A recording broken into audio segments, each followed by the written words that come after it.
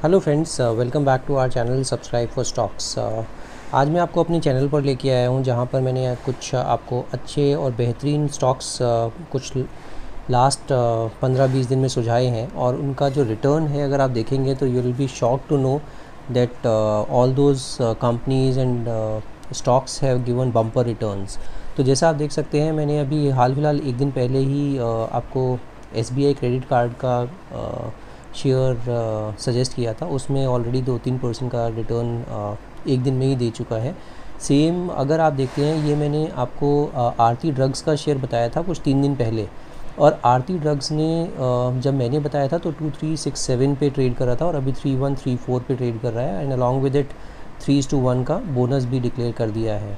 तो आप देख सकते हैं ऑलमोस्ट 2367 से ऑलमोस्ट 30-35-40% का रिटर्न ये दे चुका है इन 3 डेज़।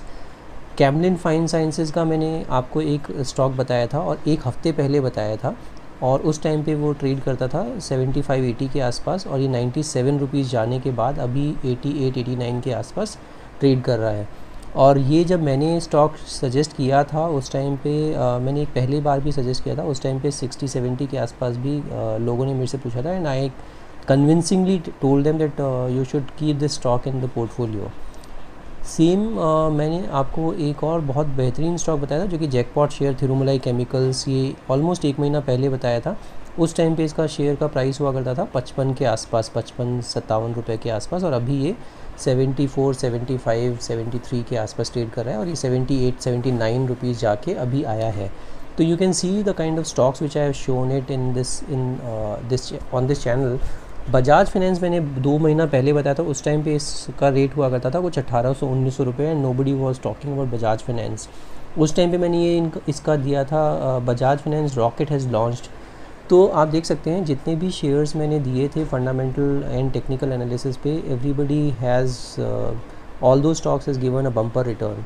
आज इसी तरह का एक और मैं शेयर लेके आया हूँ जहाँ पे कि न्यूज़ भी है बहुत अच्छी, एंड अगर आप उसको देखेंगे तो उस कंपनी का नाम है Gujarat alkalis and chemicals limited. अब गुजरात एल्कलीज को पहले समझ लेते हैं कि Gujarat alkalis and chemicals limited का क्या प्रोडक्ट पोर्टफोलियो है, ये कंपनी करती क्या है। तो आप जैसे देख सकते हैं, गुजरात एल्कलीज एक गुजरात गवर्नमेंट कंपनी है एंड 46% का जो शेयर होल्डिंग है वो गवर्नमेंट के पास है या प्रमोटर्स के पास है, एंड बाकी जो शेयर होल्डिंग है मैं आपको बाद में डिटेल में दिखाऊंगा। पहले हम समझते हैं गुजरात एल्कलीज का बेसिक क्या प्रोफाइल है। तो इनके 2 प्लांट्स हैं। वडोदरा में इनका जब स्टार्ट किया था 1976 में, और दहेज में they started their operations in 1995। Major products क्या है वो देख लेते हैं। वडोदरा में कास्टिक सोडा का ये सबसे बड़ा प्रोड्यूसर है।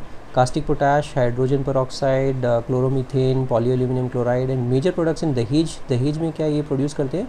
फिर से caustic soda, hydrogen peroxide, phosphoric acid, ये आप ध्यान रखिएगा, फॉस्फोरिक एसिड भी करते हैं, anhydrous aluminium chloride, polyaluminium chloride and sodium chlorate and stable bleaching powder.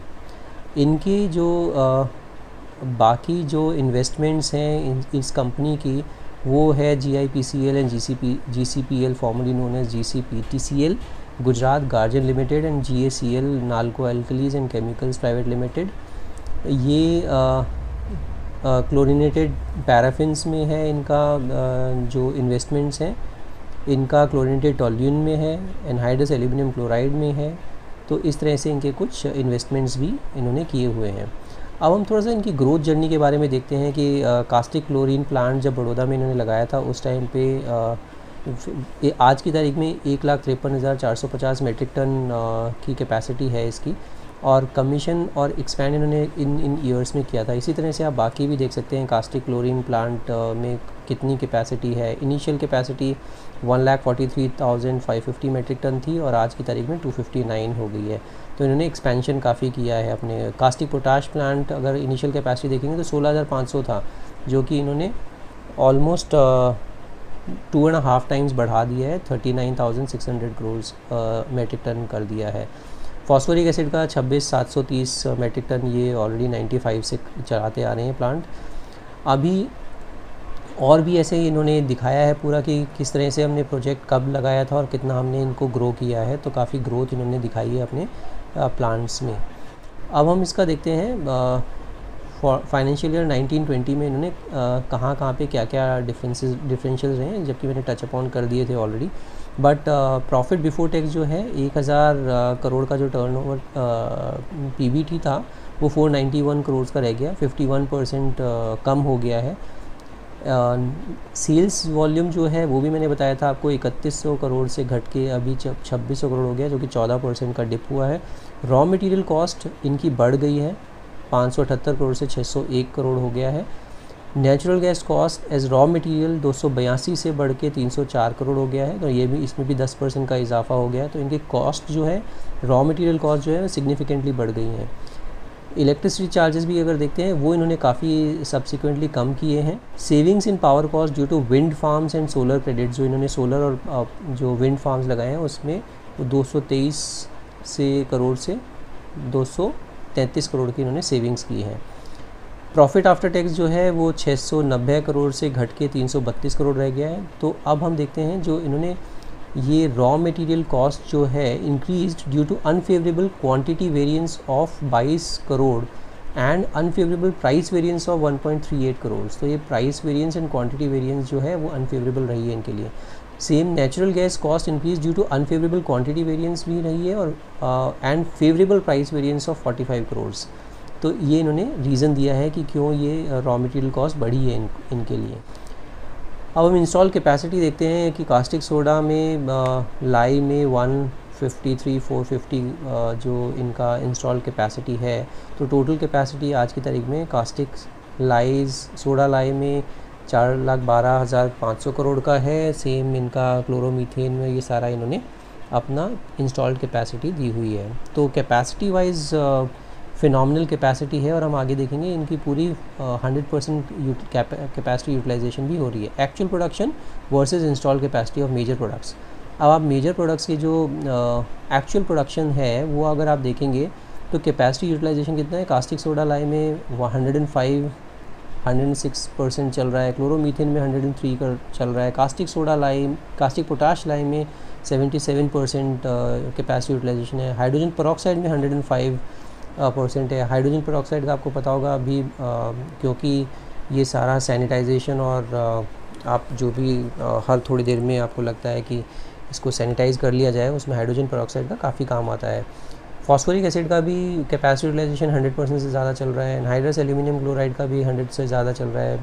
Poly aluminium chloride का भी 90% का कैपेसिटी यूटिलाइजेशन चल रहा है। अब हम देखते हैं alkali industry versus Gujarat alkali का कैपेसिटी यूटिलाइजेशन कहाँ पे खड़ा है। 11-12 में जो इंडस्ट्री का यूटिलाइजेशन था 82%, वहाँ पे इनका यूटिलाइजेशन था 89%। 12-13 में 81%, इनका 85%। तो हमेशा ही इंडस्ट्री से बेटर कैपेसिटी यूटिलाइजेशन ये करते आए हैं। और 19-20 में अगर देखेंगे तो इंडस्ट्री का कैपेसिटी यूटिलाइजेशन 73% था, वहीं पे उनका 106% था, which is very good number. अब इनकी अगर हम कास्टिक सोडा इंडस्ट्री का देखते हैं रीजनल डिस्ट्रीब्यूशन, तो नॉर्थ में 10% है, साउथ 20% है, ईस्ट 9% है एंड वेस्ट 62% है। तो वेस्ट सबसे बड़ा कास्टिक सोडा का कंजम्पशन होता है वेस्ट में। अब हम इनके थोड़ा स्ट्रैटेजिक एडवांटेजेस देख लेते हैं कि इनका लैंड जो है 600 एकड़ फॉर एक्सपेंशन एट दहेज। तो इनके पास 600 एकड़ का लैंड पड़ा है for expansion. Rail connectivity across boundaries limits at Dahej. Port connectivity है, डीलर नेटवर्क स्ट्रॉन्ग है with best companies. Clean power है इनके पास, 171 मेगावाट का विंड पावर है और 35 मेगावाट का सोलर पार्क भी है। को प्रमोटेड कंपनीज़ हैं। प्रोडक्ट बास्केट इनका मल्टीपल प्रोडक्ट्स है, from basic chemicals to value added chemicals. Customer proximity काफ़ी अच्छी है because bulk consumer situated in nearby areas only. अब चैलेंजेस क्या हैं इनके वो भी एक बार समझते हैं। Contribution and market share of flagship products, ये ever increasing competition for market share. तो ये जो कंपटीशन है वो बढ़ता ही जा रहा है और इसी वजह से इनको भी they are also feeling the heat. Urgent need for expansion इनका, क्योंकि कैपेसिटी यूटिलाइजेशन में मैंने बताया 107% पे ऑलरेडी चल रहा है, तो इनको कैपेसिटी चाहिए, तो they need urgently the expansion plan. Highly dependent on single bulk product, caustic soda का मैंने बताया था काफ़ी बड़ा प्रोड्यूसर है। उसके ऊपर डिपेंडेंसी काफ़ी ज़्यादा है। A good product basket but low production capacity for of chlorine based products. तो क्लोरीन बेस्ड प्रोडक्ट्स जो हैं वो बहुत अच्छा इनके पास प्रोडक्ट है, बट प्रोडक्शन कैपेसिटी ही नहीं है इनके पास। Chlorine disposal additional in house consumption to improve capacity utilisation.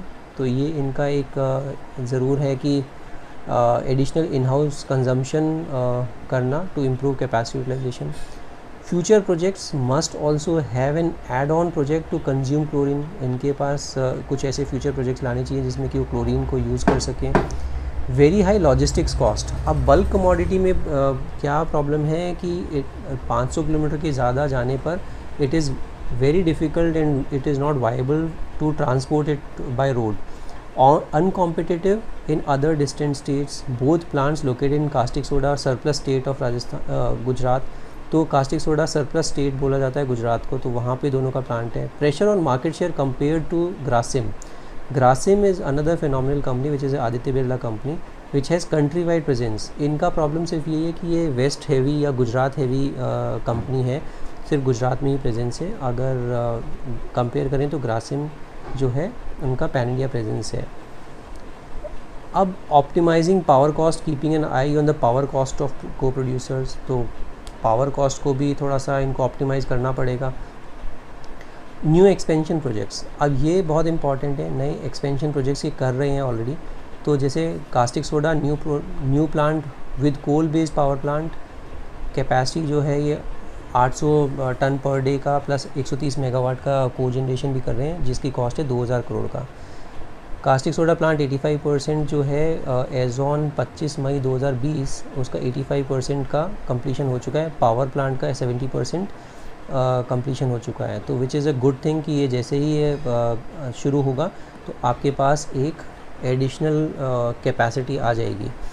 क्लोरोमीथेन्स plant at दहेज 300 टन का लगा रहे हैं ये लोग। 683 करोड़ का इनका प्रोजेक्ट है। 57% इनका प्रोग्रेस हो चुका है। फॉस्फोरिक एसिड का भी 100 टन पर डे का ये लोग 390 करोड़ का प्रोजेक्ट है वो लगा रहे हैं, बट अभी इन द नेसेंट स्टेजेस हैं ओनली। सेम अगर देखते हैं कि आप एल्यूमिनियम क्लोराइड प्लांट है दहेज में, वो भी 50 TPD का है और कमीशन हो चुका है मार्च में। तो इस तरह से ये जो आप देख रहे हैं तो ये काफ़ी अच्छा एक एक्सपेंशन कर रहे हैं ये लोग।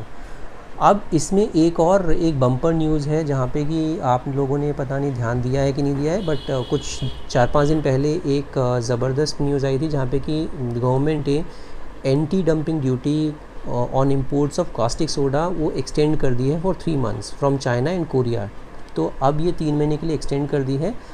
कास्टिक सोडा क्योंकि मैंने बताया सबसे बड़ा प्रोड्यूसर है तो डेफिनेटली इनको बेनिफिट होगा।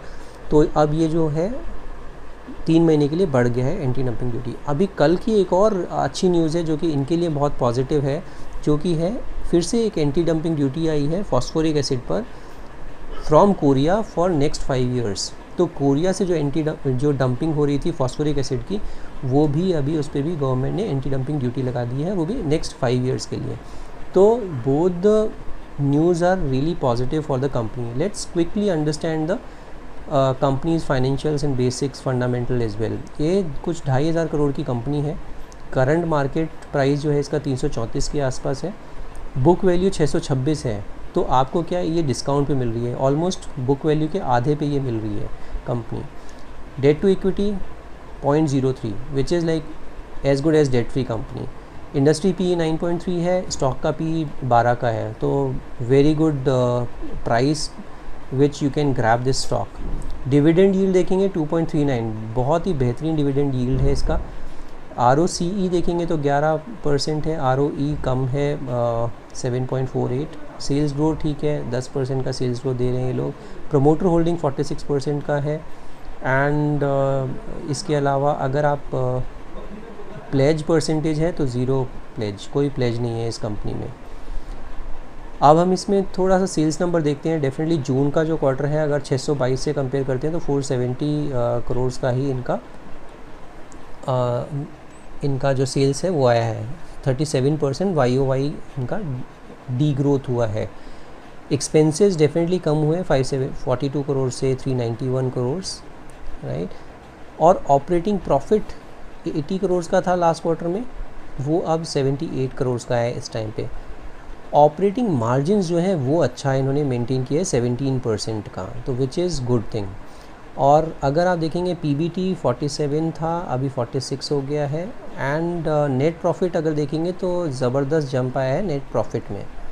तो नेट प्रॉफिट जो है आपका 32 करोड़ का नेट प्रॉफिट आया है, which is very good jump. और इसी वजह से थोड़ा सा इसमें आप देखेंगे आने वाले टाइम में गुजरात एल्कली के शेयर में डेफिनेटली कुछ मूवमेंट अच्छा होगा। अब हम इसका बोरोइंग साइड पे देखते हैं। बोरोइंग भी 247 करोड़ का था इनके मार्च 2019 में, जो कि घट के मार्च 2020 में 139 करोड़ का रह गया है। तो इन्होंने अपना जो डेट है सिग्निफिकेंटली रिड्यूस किया है। Cash from operating activity 630 crore है, which is good, but net cash flow जो है वो नेगेटिव में चला गया है। एंड इसी वजह से ये थोड़ी सी दिक्कत लगती है मेरे को। इसमें सबसे बड़ा जो कंट्रीब्यूशन है फिक्स्ड एसेट परचेज़। तो फिक्स्ड एसेट जो इन्होंने परचेज़ किया है 414 करोड़ का फिक्स्ड एसेट इन्होंने परचेज़ किया है, तो उस वजह से थोड़ा सा ये नेगेटिव में चला गया है। But which is fixed asset ख़रीदना is a good thing for the company. अब हम डेटर डेज़ देखते हैं। डेटर डेज़ इन्होंने कम किया है, तो which is again a positive signal for the company. Promoters का 46% का स्टेक है। एफआईआईज़ ने अपना रिड्यूस किया है स्टेक जून 2020 में। दिसंबर में 1.85 था, मार्च में बढ़ाया और अभी फिर से कम कर दिया है। डीआईआईज़ ने भी अपना स्टेक कम किया है 6.97 से 7.14। तो ये थोड़ा सा रेड फ्लैग्स हैं कि ये डीआईआईज़ एंड एफआईआईज़ निकल रहे हैं, but at the same time they are still holding a good amount of shares as well. Now let's quickly understand the technicals of this company as well. तो टेक्निकल पैरामीटर पे आप देखते हैं ये जो ब्लू लाइन है ये 200 DMA का मैंने लाइन लगाया हुआ है, जो कि आता है कुछ 348 के आसपास। अभी क्या रेट चल रहा है? अभी 334 चल रहा है। और इसका जो पहला पड़ाव होगा वो पहला पड़ाव मेरे को जो दिखता है 360 के आसपास दिखता है। 355 360 अगर वो निकालता है तो फिर इसका जो सेकंड पड़ाव आएगा वो आएगा 385 से 90 के बीच में भी जा सकता है। ये 385 90 की निकालेगा। अगर पहली चीज़ तो अगर ये इसने 200 DMA में निकाल दिया विद गुड वॉल्यूम्स तो बहुत अच्छा इसमें निकल सकता है। 280 90 के आसपास 380 390 के आसपास भी ये शेयर आपको मिल सकता है। तो all in all a good buy, fundamentally a strong company, good dividend, government is involved, and caustic soda के लिए positive news and phosphoric acid के लिए positive news. So all in all it is a good buy. and अगर आप देखते हैं इसने इसका जो हाई है, हाई इसने कभी 900 रुपीज़ भी टच किया हुआ है और 900 से आज की तारीख में डिस्काउंट पे मिल रहा है। उसका रीज़न यही है क्योंकि इसका रिज़ल्ट्स में डेफिनेटली डिप आया है। अगर आप देखते हैं तो इसमें डेफिनेटली डिप आया है और उसी वजह से इसका प्राइस भी करेक्ट हुआ है। देखते हैं तो 2019 में 3000 तक पहुंच गई थी, अभी ये 2725 करोड़ का कर रहे हैं ये लोग सेल्स। तो हर चीज़ पे थोड़ा डिप ज़रूर आया है। 1100 करोड़ का ऑपरेटिंग प्रॉफिट भी इन्होंने 2019 में दिखाया था, जो कि 2020 में 578 आधा रह गया। तो वो सब देखते हुए डेफिनेटली प्रॉफिट में नीचे आए हैं, सब चीज़ों में नीचे आए हैं। बट अब गवर्नमेंट ने बहुत अच्छा किया है, इनको एंटी डंपिंग ड्यूटी दिया है, because that is the way like you can save your own companies और मेक इन इंडिया जो आपका मोटो है उसको भी थ्रस्ट मिलेगा।